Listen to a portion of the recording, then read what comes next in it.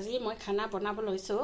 ইয়াত মাছ আৰু ইয়াত পিঁয়াজ জলকীয়া, ইয়াত বিলাহী কাটি লৈছোঁ আৰু ইয়াত আদা ৰচুন, ইয়াত আছে গাজফুল আৰু ঢেকীয়া। এইকেইটা বস্তু মই প্ৰথমে এটা সৰু কুকাৰত দি বইল কৰি লৈছোঁ, গাজফুলটো আৰু ঢেকীয়াটো। আৰু ইয়াত কেঁচা জলকীয়া কেইটামান পেলাই দিছোঁ। এতিয়া মই ইয়াক কেৰাহীটোত বহালোঁ, তেল দিলোঁ আৰু গেছটো অলপ বঢ়াই দিছোঁ তেলটো পকিবৰ কাৰণে। পিছত কমাই দিম মাছটো দিয়াৰ লগে লগে।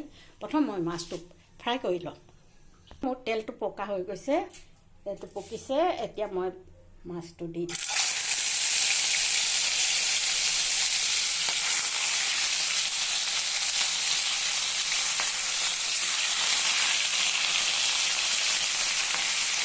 মাছটো বহুত ফুটে, সেইটো কাৰণে মই অলপমান আঁতৰি দিছোঁ।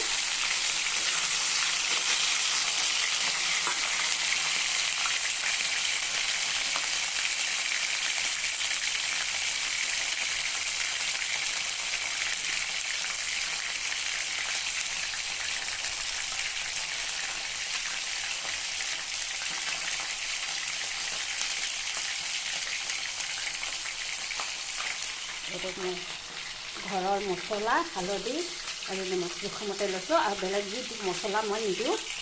ইয়াত অকল ঘৰত খুন্দি থোৱা মছলাটোৱে ব্যৱহাৰ কৰিম। আৰু ইয়াত বিলাহী 3টা কাটি লৈছোঁ, ইয়াত গাজফুল আৰু ঢেকীয়া এইকেইটা এতিয়া মই ইয়াৰ লগত বনাওঁ। ঢেকীয়াটো যদি নিদিলে, ইয়াত যদি মেটেকা ফুল ঢেকীয়াটো ব্যৱহাৰ নকৰিলে মেটেকা ফুল দিয়ে নহয় আৰু টেষ্টি হয়। এতিয়া মই মেটেকা ফুল নাই, গতিকে মই গাজ টেঙাৰ লগত এতিয়া মই ঢেকীয়াই দিছোঁ।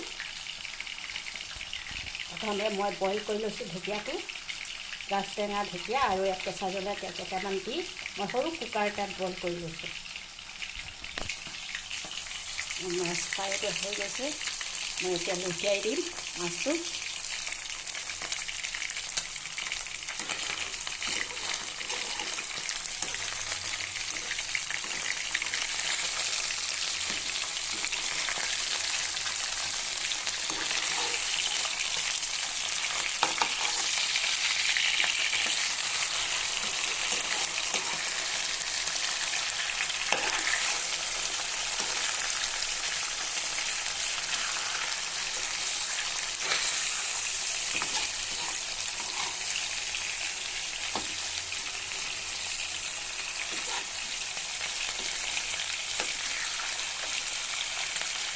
মাছটো ফ্ৰাই কৰি ল'বলৈতো লাগিব অলপ টাইটকৈ।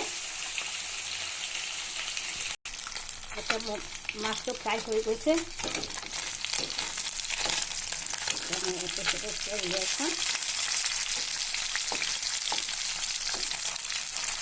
ফ্ৰাই হৈ গৈছে মাছটো। কণী লগা মাছবোৰ অলপ ধুলাই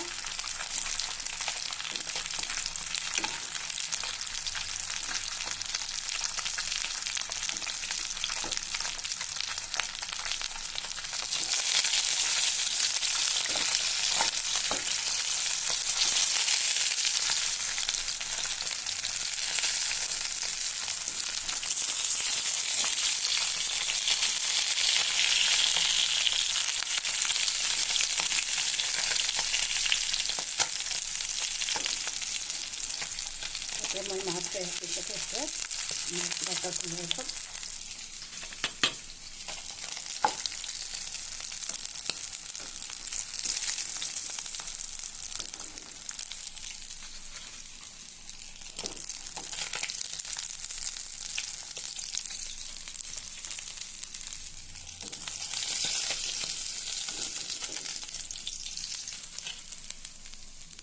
এতিয়া মই ইয়াত দিম এতিয়া তেলত পিঁয়াজ,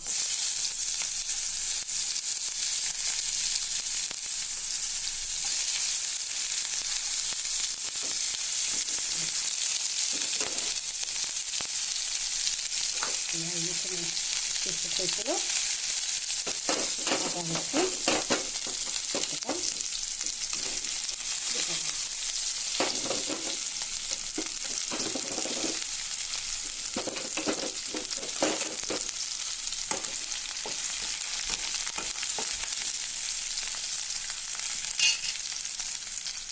দিম এতিয়া জলকীয়া কেইটা।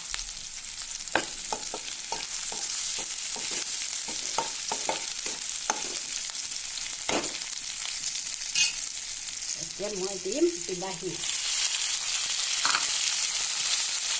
কাৰণ গাজফুল আৰু ঢেকীয়াটো বইল আছে, সেইটো কাৰণে মই প্ৰথম বিলাহীটো ভাজি দিম।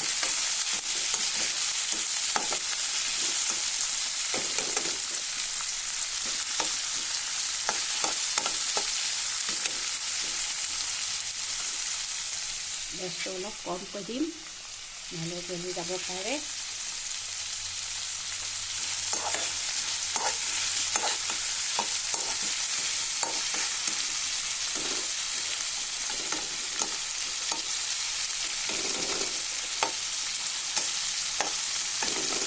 ইয়াত দিম মই থৈ দিয়া নিমখ হালধি মছলা।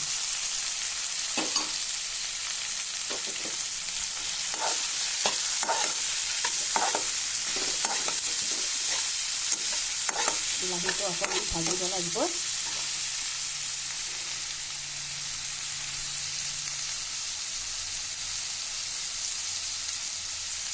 মাছটো ধুনীয়াকৈ ফ্ৰাই কৰি ল'লোঁ, টাইটকৈ এনেকৈ ধৰিলে যেন ভাজি নাপায়, জোকাৰিলে।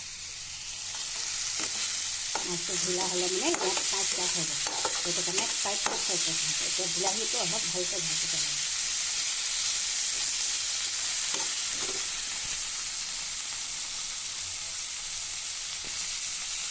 এতিয়া বিলাহীটো ভজা হৈ গৈছে, মই ইয়াত দিম এতিয়া কাচকল ঢেকীয়া।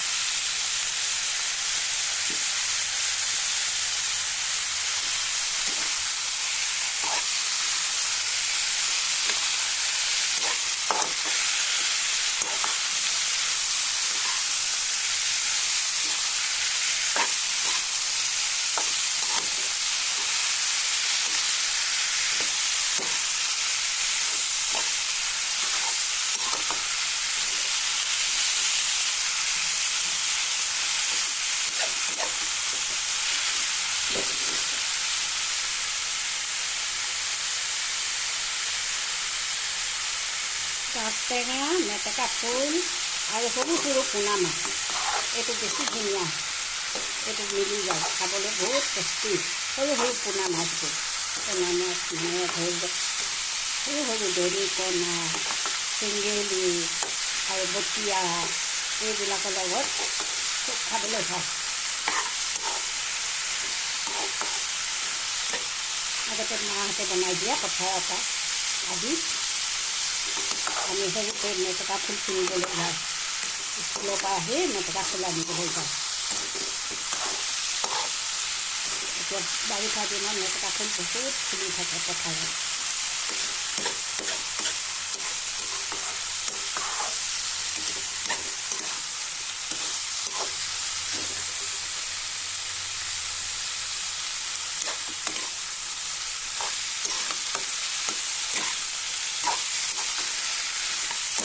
এইটো বইলে আছে, বেছি ভাজিব নালাগে ঢেকীয়াটো আৰু হেৰিটো।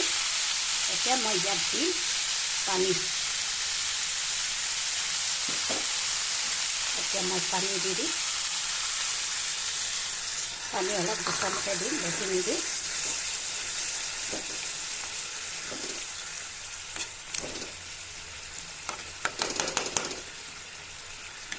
ভুলুকা বাঁহৰ গাজটো বেছি ভাল খাবলৈ। গতিকে মই আজি ভুলুকা বাঁহ বনোৱা নাই, এইটো মই জাতি বাঁহ।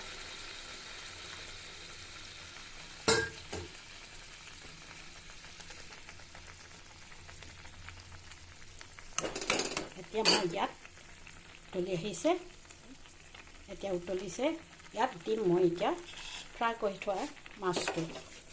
এতিয়া এই মাছটো এপিচ এপিচকৈ মই ইয়াত দি দিম ওপৰত।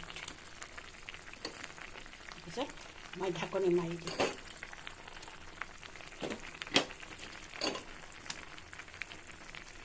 এতিয়া মাছটো দি দিলোঁ, এতিয়া মই ঢাকনি মাৰি দিম।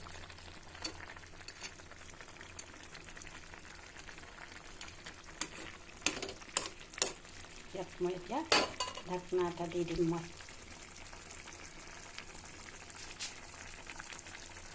এতিয়া উতলি আহিছে,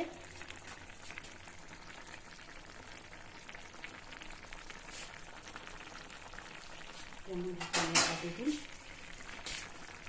ধুনীয়া ধুনীয়া উতলি আহিছে।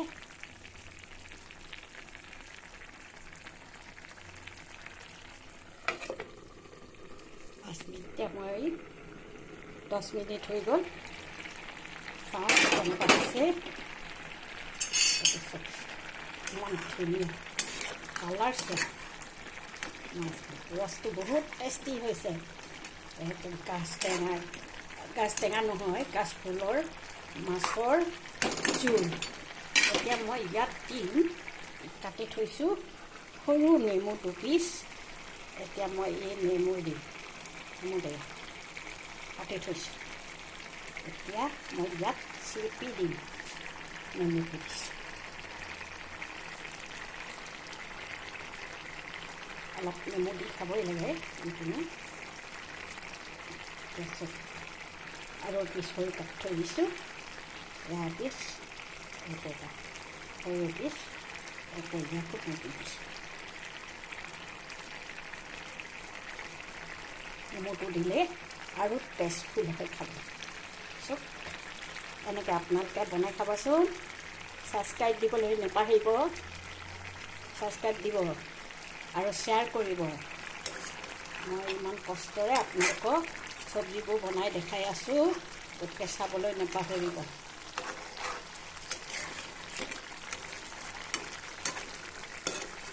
এনেকৈ বনাই খাই চাব মাজে মাজে। মই ইয়াত বইল কৰাত গোটা জলকীয়া দি দিছোঁ। কেতিয়াবা এই চব্জিখনত খাই থাকোঁতে জলকীয়াটো পালে পিটিকি খালে খুব ভাল লাগে। সেইকাৰণে কেঁচা জলকীয়া কেইটামান গাজ টেঙাখিনি বইল কৰোঁতে ইয়াত মই ব্যৱহাৰ কৰিছোঁ। এতিয়া কিমান ধুনীয়া কালাৰ। বেছি যি মছলা দিব নালাগে, অকল ঘৰৰ মছলা দিব লাগে। যিটো মছলা দিলে ইয়াৰ সোৱাদ নাইকিয়া হৈ যায়, খাবলৈ ভাল নলগা হয়। যি মছলা গোন্ধ আহিলে, কিন্তু অকল ঘৰৰ জিৰা আৰু ধনিয়া গুটি দিলেহে ভাল লাগে। এতিয়া মোৰ খানা ৰেডি। এতিয়া শুকাই গ'ল পানীটো। জোল কৰি খাবলৈ অকণমান লাগিব, সেইটো কাৰণে অলপ জোল থ'ব লাগিব।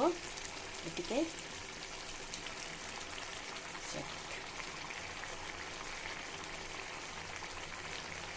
এই গাজ টেঙাটো কোনো গোন্ধ নাই, বইল কৰি ল'ব লাগে।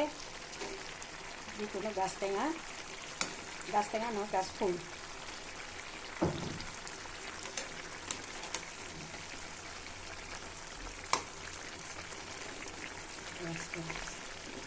বহুত টেষ্ট আছে। এতিয়া মাজে মাজে আপোনালোকে খাব। মোৰ এতিয়া চব্জি ৰেডি।